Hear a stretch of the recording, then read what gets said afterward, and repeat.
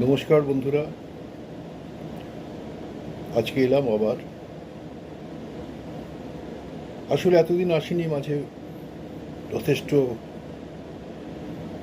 দিন আপনাদের মুখোমুখি হয়নি।